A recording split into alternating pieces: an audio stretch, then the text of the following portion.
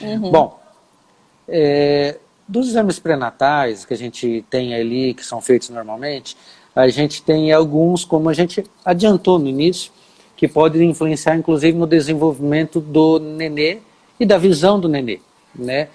Um deles é o exame da toxoplasmose, né? Aí no norte eu não acho que é tão comum, né? Mas aqui no sul tem uma prevalência alta, né? Inclusive na minha época de residência, já está fazendo uns 10 anos atrás, tinha um estudo do Rio Grande do Sul, Porto Alegre, se eu não estou enganado, que dizia que a prevalência de toxoplasmose numa população é em torno de 70%. Ou seja, se a gente pegar lá 10 pessoas e fizer o exame de sangue, toxo IgG e IgM, aqui no sul, em torno de 7 pessoas vão ter IgG positivo, ou seja, já tiveram contato com a toxoplasmose. Dessas 7 ou 70%, apenas algumas tiveram sintomas. E dessas que Uhum. tiveram sintomas, um número muito menor ainda vai ter alguma repercussão ocular. Uhum. Mas isso é endêmico, né? Está aí no dia a dia. Mas a gente sabe que se a toxoplasmose for adquirida durante a gestação, aí a coisa muda de conversa, né? Vamos falar um É, pouquinho da toxoplasmose e do pré-natal da toxoplasmose, Raquel? perfeito. Na primeira consulta, então, como eu falei, o pré-natal começa quando a mulher descobre que está grávida. E aí, na primeira consulta, Wilson, eu já peço esse exame, como você falou, da toxoplasmose, que ele é dividido em duas partes, é o IgG e o IgM. E aí, como o Wilson já falou, o IgG está se referindo ao passado e o IgM ao presente. Ali eu já vou saber se a mãe adquiriu toxoplasmose, e aí eu fico tranquila, porque aí a gente fala assim, tá imune, é como se fosse uma vacina, não pega uma vez só. Ou não, se ela nunca pegou, eu até tenho no meu pré-natal uma lista de orientações que ela tem que fazer para não adquirir pela primeira vez toxoplasmose estando grávida. A gente sabe que assim, quando adquire, infelizmente adquire a toxoplasmose a primeira vez no primeiro trimestre, porque aí a gente divide o pré-natal de 3 em 3 meses, quando adquire no primeiro trimestre, as chances de passar a doença para o bebê são menores, estatisticamente. Mas quando passa, as lesões são maiores, porque o bebê está no comecinho. Então, quanto antes a mãe descobre, realiza o exame, eu antes inicio o tratamento. Já ao contrário, nos 3 últimos meses, se por acaso ela tem a infelicidade de adquirir, as chances de transmitir para o bebê são maiores, mas as lesões tendem a ser menores porque o bebê já está ali formadão, já desenvolveu bastante coisa, então a agressão é menor.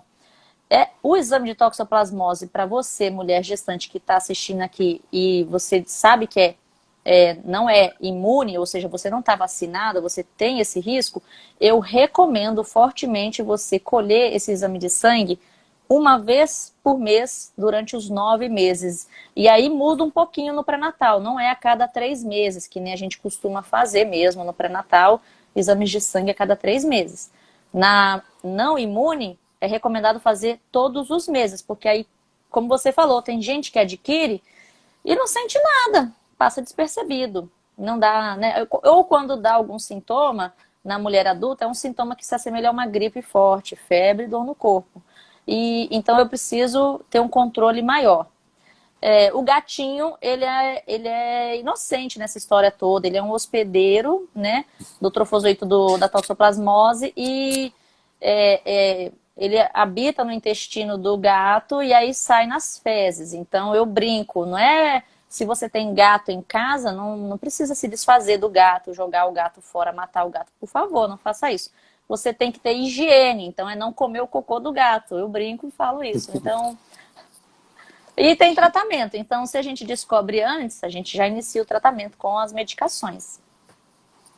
Bacana.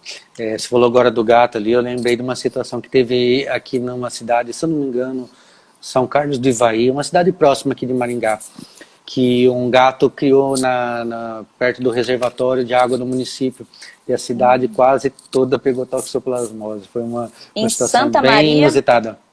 em Santa Maria, no Rio Grande do Sul, teve uma situação assim, teve um surto de toxoplasmose em gestantes, e inclusive teve gestante que perdeu o bebê foi a óbito. Eu tive aqui um caso O ano passado, bem essa situação, ela teve um quadro de febre, não fez o exame, quando fez já deu positivo, mas aí quando descobriu, o bebê já estava em óbito. E no Rio Grande do Sul teve uma situação, acho que foi em 2018, mais ou menos, um surto também.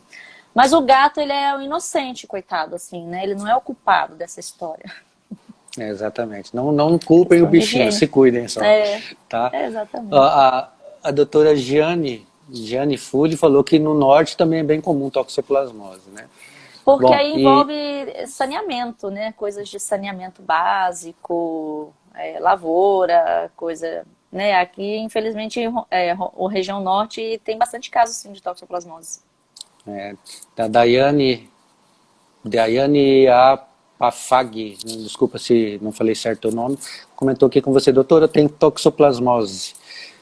Bom, só não pode estar grávida, e se tiver grávida tem que tratar logo, tá? Procura a doutora Raquel aí se você tiver, se for perto aí, se não procura o teu obstetra, tá bom?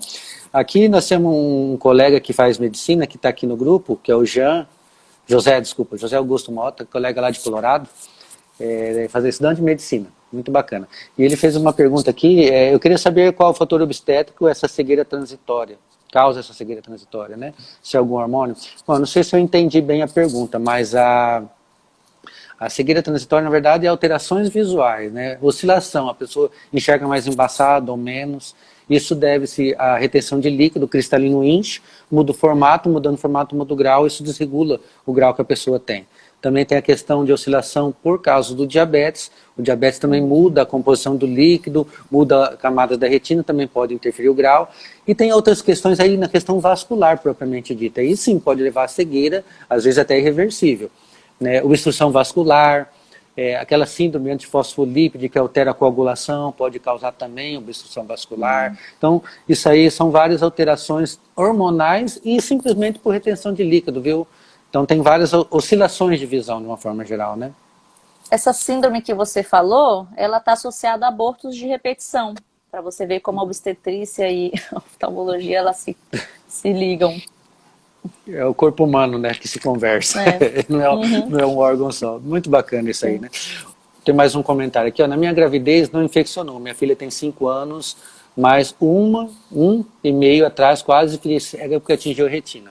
É isso que a gente falou, né? Nem todo mundo que pega desenvolve o problema, às vezes é só um quadro parecido com uma gripe, mas algumas têm.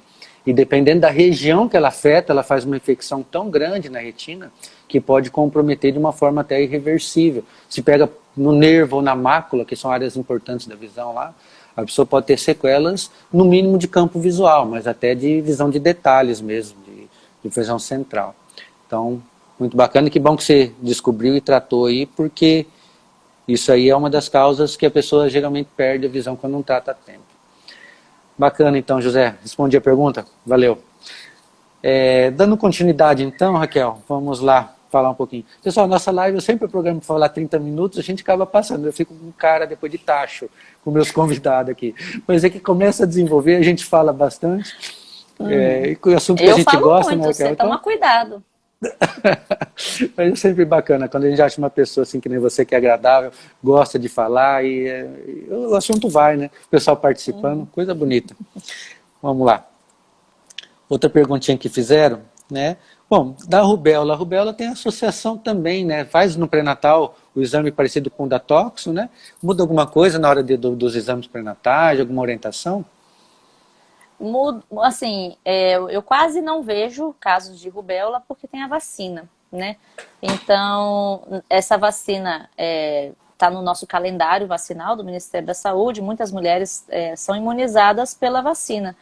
Quando, infelizmente, no pré-natal tá não imune, eu não posso vacinar na gestante. Eu tenho só que fazer um controle, mas é uma doença que eu não sei aí, em Maringá, no Paraná região, mas aqui eu não, e nem no Rio Grande do Sul, não me lembro de ter visto já, desde que eu entrei na medicina, casos assim de rubéola na gestante.